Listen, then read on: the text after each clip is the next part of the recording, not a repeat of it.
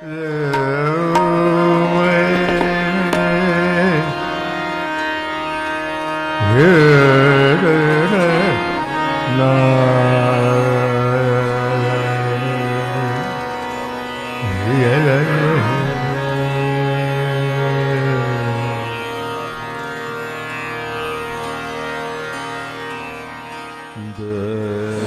में ये जानना चाहेंगे कि गायन वादन नृत्य तीनों में बनारस का नाम पूरे विश्व में।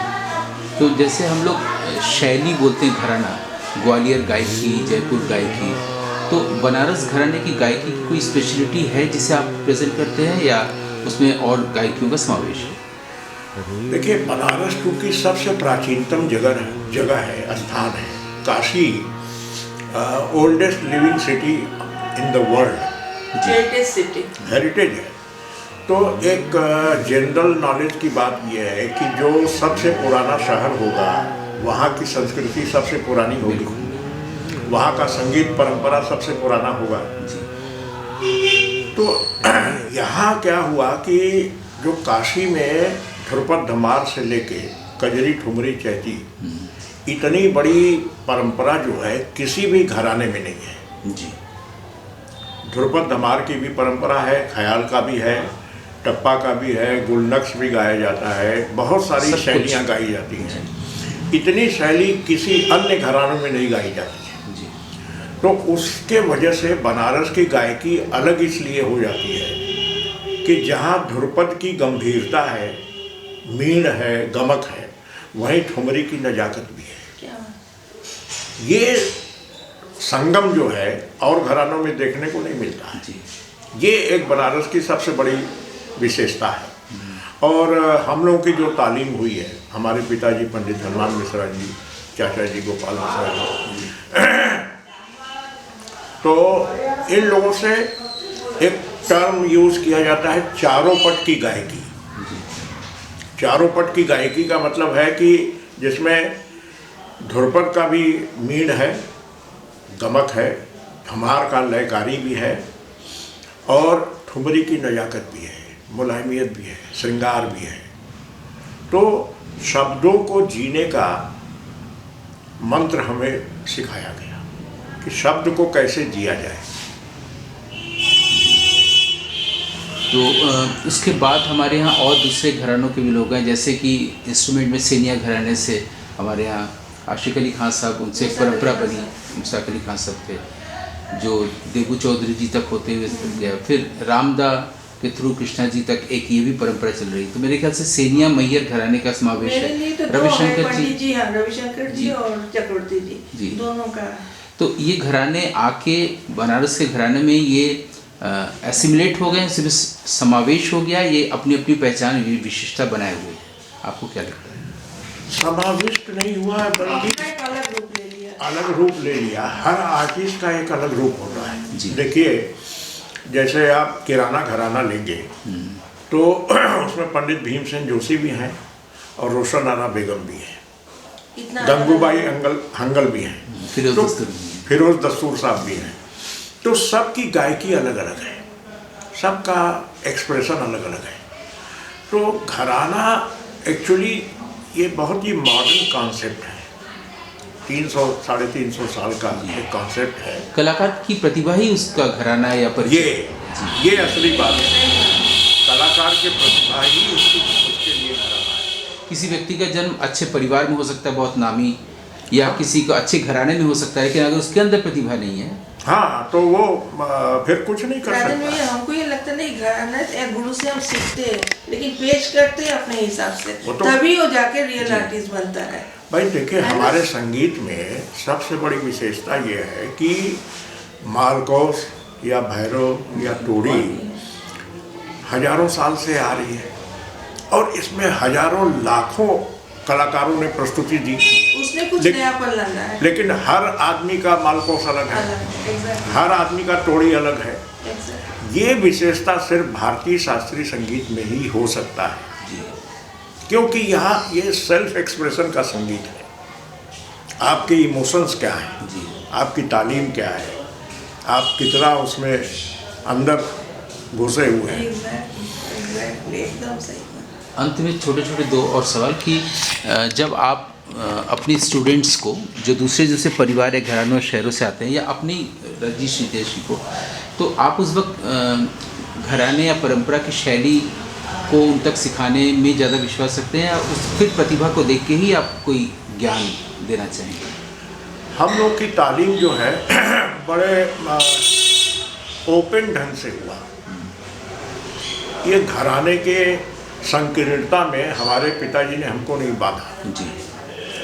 उन्होंने ये कहा कि ये भगवान का गुलदस्ता है, भगवान का बगीचा है, यहाँ किसी से भी किसी की तुलना नहीं की जा सकती। पहली बात, अगर गुलाब का अपना महत्व है तो जूही चमेली का भी अपना महत्व है। तो उन्होंने ये तक हम लोगों को सिखाया बचपन से कि कोई भी अगर भीख मांगने वाला भी आदमी आता है तुम्हारे दरवाजे पे और एक तारा बजा के अच्छा गाता है तो उससे भी अगर सीख सकते हो तो सीख लेना। क्या बात। उन्होंने हमको ये घरानों के संकीर्णता में कभी नहीं जाने दिया जी। उन्होंने कहा जहाँ से भी जो अच्छाई मिले उसको इम्बाइब करो, ले लो जी। और बुराई की तरफ ध्यान कम दो। कम क्या दो, देखो ही नहीं। तो अभी तक हम लोगों की स्थिति ये है कि हम लोग छोटे से छोटे कलाकार को भी सुनने जाते हैं तो उसकी अच्छाई क्या है उसमें तुरंत नज़र पहुंच जाता है और वो अपने अंदर आ जाता है, क्योंकि हर आदमी आपके भीतर भी तो गुरुजनों का, पिताजी का, सब लोग आशीर्वाद है, जो प्रकाश है तो प्रकाश ही देखेगा। वही जैसी तालीम, जैसा संस्कार, जैसा लोगों को बताया जाए जी। वैसे ही शिष्य भी तैयार होते हैं।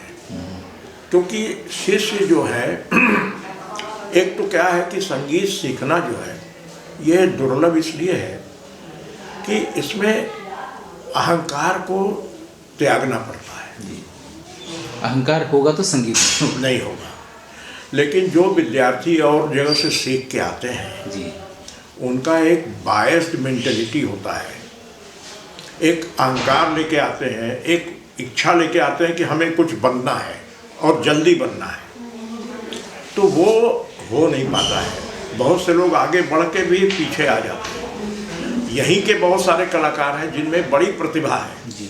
बहुत ज़्यादा प्रतिभावान कलाकार हैं बनारस में, लेकिन वो घराने और गद्दी और झंडा के संकीर्णता में फंस गए। उनको बाहर की दुनिया में नहीं दिखा कि क्या क्या हो रहा है और क्या क्या ले सकते हैं, क्या क्या ले सकते हैं और कैसे उसको, और जो चीज़ लिया जाए उसको एक्नॉलेज किया, से भी पेश करें, उसको एक्नॉलेज भी करना है, तभी वो फलित होगा। नहीं, जैसे आप कई बार गाते समय हरिशंकर जी लोग का नाम लेते हैं, अब उनको तो हमारे गुरु घराने के ही हैं जी, तो आप महत्व भी देते हैं, उनको एक्नॉलेज भी करते हैं। ये बहुत हम लोग तो गुलाम अली खां साहब का बंदिश गाते हैं तो उनका नाम लेते हैं, अमीर खां साहब की बंदिश गाते हैं तो उनका नाम लेते हैं। हमें ये तालीम दिया गया है कि जब तक तुम एक्नॉलेज करते रहोगे तब तक तुम्हारी विद्या आगे बढ़ती है। पानी बरसता है, सूरज होता है, ये जो प्रकृति है वो सबके लिए समान रूप से है और बहुत हार्मनी है प्रकृति में। हम लोग हार्मनी को खो दिए हैं, इसीलिए हम तकलीफ में हैं। मेलोडी के तरफ पे नहीं, हार्मनी मतलब सोशल हार्मनी, सोशल हार्मनी, दिल का हार्मनी। अगर कोई गुणी गा रहा है, बजा रहा है तो उसको उस ढंग से सुनना और अप्रिशिएट करना, अगर अप्रिशिएट करना, वो नहीं करते। यहाँ तो ये स्थिति है वो सब जानते हैं कि लोग बैठे रहते हैं, गर्दन ही नहीं हिलता। मतलब इतना भार है अहंकार का, अहंकार का भार है इतना, तो वो दमित इच्छा जी, से ग्रसित है। सरल निर्मल मन होना, हृदय होना, ये संगीत के लिए बहुत ही जरूरी है, बहुत जरूरी है, क्योंकि हर आदमी में अच्छाई है और हर आदमी से कुछ न कुछ सीखने को मिलता है और सीखने को उसी को मिलेगा जो झुकेगा और जो सीखना चाहेगा। जी, झुकाओ। हाँ, प्रिटेंड करके झुकना एक अलग बात है, मन से झुकना एक अलग बात है। तो जो हृदय से झुकता है उसको मिलता रहता है, वो तो लेता ही रहता है बस। और जो जाएगा आएगा वो फिर निकलेगा भी। और अंत में ये था कि अभी राजन जी, साजन जी से हम लोग सम्मान और पुरस्कारों की बात कर रहे थे, तो ये तो ठीक है कि कई बार ऐसा लगता है कि योग्य स्थान पर अयोग्य लोग या योग्य लोग जो हैं सामान्य घूम रहे हैं, ये असमानता देखने को मिलती है। तो ऐसा क्यों कला की दुनिया में भी है कि जो योग्य व्यक्ति हैं उन तक राष्ट्रीय स्तर के सम्मान, अगर वो महत्व डिजर्व करते हैं तो नहीं आ पाता। इससे सरकारी कारण तो हो सकते हैं और आध्यात्मिक कारण भी हो सकते हैं। तो इस विषय पर आप कैसे सोचते हैं, कैसे देखते हैं? अगर कृष्णा जी को अभी तक कुछ नहीं मिला है तो नहीं, ये तो बहुत दुख की बात है। लेकिन आप देखेंगे इतिहास, तो इतिहास ऐसा ही चलता है। जो ऐसे ऐसे कवि, ऐसे ऐसे विद्वान जो पब्लिसिटी से बाहर रहते हैं, अपने को प्रमोट नहीं करते हैं, उनको दुनिया नहीं पहचान पाती है। जो अपने को प्रमोट कर लेते हैं उनको बड़े से बड़ा अवार्ड भी मिल जाता है। ये इतिहास में ही है। लेकिन कला के पार्थी होते हैं जो खोज भी लेते हैं कि कहाँ गुण है, कला है, उनको सम्मानित करते हैं। सरकार का काम कला का पार्थी होना नहीं है। हाँ, आज की सरकार का जी। आज का नहीं, पहले का। राजाओं के ज़माने में भी ऐसा था। सब जगह आप देखिएगा कि किसी को राष्ट्र कवि अगर बनाया गया है तो उसके पैरेलल उनसे भी ऊपर वाले कवि हैं।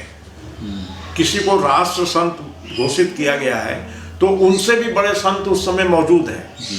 किसी को भारत रत्न दिया गया है तो उनसे भी बड़ा कोई कलाकार मौजूद है उस समय, जो गुमनामी में जी रहा है। तो क्या उस व्यक्ति का सौभाग्य है किसको मिला है या उसका दुर्भाग्य है? नहीं, सौभाग्य और दुर्भाग्य तो हम निश्चित करते हैं ना जी। ये तो हमारी धारणा है कि हम कंपेयर करते हैं। तो जिसको नहीं मिला और जिसको मिला, भगवान जो है वो किसी सौभाग्य और दुर्भाग्य में विश्वास नहीं करता जी। एक कलाकार होता है, जैसे हमारे पिताजी वगैरह थे, वो अपने दुनिया में ही खोए रहते थे। उनको अगर कोई आके बोले कि आपका बड़ा पेपर में फोटो छपा है, ये निकला है, अच्छा अच्छा ठीक है, तो ऐसे कलाकार होते हैं जो किसी अवार्ड के मोहताज नहीं होते। वो अपनी कला की साधना करते हैं। मैं तो ये समझता हूँ कि संगीत घरानाओं में बंधा हुआ चीज़ नहीं है, ये ईश्वर की वाणी है और जो करता है उसका होता है, और वो भी श्रद्धा भाव से जो संगीत को करता है उसका भक्ति भाव से करता है। तो ये बहुत दुखद स्थिति है कि बनारस के ऐसे ऐसे कलाकार को भी पता नहीं, आपको संगीत नाटक एकेडमी दिल्ली वाला तो नहीं मिला, यूपी वाला मिला है। तो कम से कम उन लोगों को ये सोचना चाहिए। लेकिन उन लोगों को समझाने वाला कोई चाहिए ना। नहीं, समझाने वाले के साथ साथ क्या होता है कृष्णा जी, मैं मतलब कैमरा ऑन है, मैं ये चाहता हूँ कि आज समय बहुत, अब देखिए वो डिजिटल ऑनलाइन कर दिया उन्होंने पद्मश्री पद्म भूषण। लेकिन वो तो कहने के लिए नहीं, कुछ तो होता है, क्योंकि स्कूटनिंग जो है वो पहले ही हो जाती है। अब 18,000 लोगों ने डाल दिया पद्मश्री पद्म भूषण के लिए, तो अब स्कूटनिंग होकर 100, 125, 110 यही इनका वो रहता है। तो पहले तो ये था कि जो टॉप ग्रेड के पद्म विभूषण अवार्डीज हैं उनसे वो राय सलाह करते थे। तो राय सलाह अब वो भी बंद कर दिया। आप लोगों से नहीं पूछते? नहीं, अब इस साल से नहीं पूछा जाता है क्योंकि वो डायरेक्ट कर दिया ऑनलाइन। अब वो ऑनलाइन जो है स्कूटनिंग की गई, तो इस साल किसी से कुछ भी नहीं पूछा।